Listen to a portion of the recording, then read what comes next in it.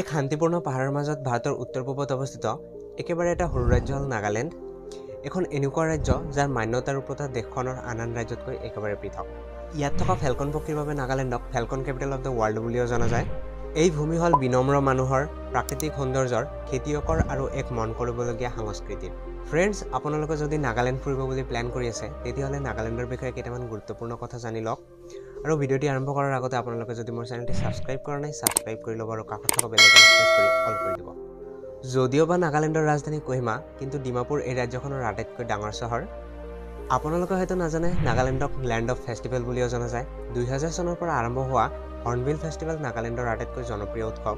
এই উৎসৱটো প্ৰতি বছৰে ডিচেম্বৰৰ 1 তাৰিখৰ পৰা 10 তাৰিখলৈকে কোহিমাৰ এক ঐতিহ্যপূৰ্ণ কিচামা গাঁৱত উদযাপন কৰা হয়। সংস্কৃতিৰে পৰিপূৰ্ণ নাগালেণ্ড চাৰিওফালৰ পৰা পাহাৰেৰে আগুৰা। ইয়াত আপোনালোকে যিফালে চকু ফুৰাব কেৱল প্ৰকৃতিৰ সৌন্দৰ্য, সেউজীয়া আৰু সেউজীয়া ৰংহে দেখিবলৈ পাব, যিটো নাগালেণ্ডৰ পৰ্যটকৰ কাৰণে সৰ্বৰ তুলনাত কিছু পৰিমাণে কম নহয়। প্ৰকৃতিৰ ওপৰত যিসকলে ৰুচি ৰাখে সিহঁতৰ কাৰণে নাগালেণ্ডতকৈ আৰু ভাল ঠাই কি হ'ব পাৰে। এই ৰাজ্যখনৰ কোহিমা, ডিমাপুৰ, মুকুকচং, মন আদি এক উল্লেখযোগ্য আকৰ্ষণীয় স্থান।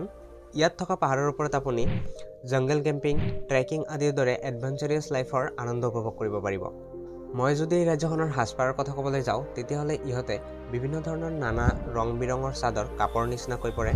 এই ৰাজ্যখনৰ বেছি সংখ্যক মানুহে ভৰিত খাৰু পিন্ধে, যিটো গছত উঠাৰ কাৰণে সহায় হয় বুলি সকলোৱে বিশ্বাস কৰে। নাগালেণ্ডখন সৰু ৰাজ্য হোৱাৰ কাৰণে ইয়াৰ জনসংখ্যা প্ৰায় 19 লাখ, যিটো দেশখনৰ আন ৰাজ্যৰ তুলনাত বহুত কম।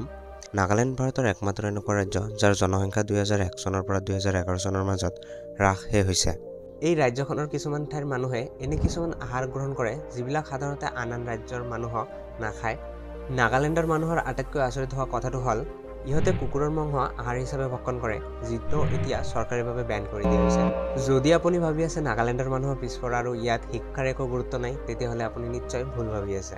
আপোনাক জনাই দিওঁ যে এই ৰাজ্যখনৰ 85% মানুহ শিক্ষিত, অৰ্থাৎ ভাৰতৰ অন্যান্য ৰাজ্যৰ তুলনাত বহুগুণে অধিক। এই ৰাজ্যখনৰ সৰহ সংখ্যক মানুহ খেতিৰ ওপৰত নিৰ্ভৰশীল আৰু এই ৰাজ্যৰ মানুহবিলাক বহু পৰিশ্ৰমী। 1 ডিচেম্বৰ 1963ত নাগালেণ্ডক 16তম ভাৰতৰ ৰাজ্য হিচাপে গ্ৰহণ কৰা হয়। 16,579 স্কুৱেৰ কিলোমিটাৰ জুৰি আগুৰি থকা ৰাজ্যখনৰ চিফ মিনিষ্টাৰ হৈছে শ্ৰী নেইফিউ ৰেইঅ'। ফ্ৰেণ্ডছ, আপুনি কেতিয়াবা নাগালেণ্ডলৈ ফুৰিবলৈ গৈছেনে? যদি গৈছে নিশ্চয় কমেণ্ট বক্সত জনাব, আপোনাৰ এক্সপিৰিয়েঞ্চটো শ্বেয়াৰ কৰিব। আৰু আজিৰ এই নাগালেণ্ডৰ এপিছডত ইমানখিনি আছিল। আজিৰ কাৰণে ধন্যবাদ। আকৌ লগ পাম নেক্সট এপিছডত।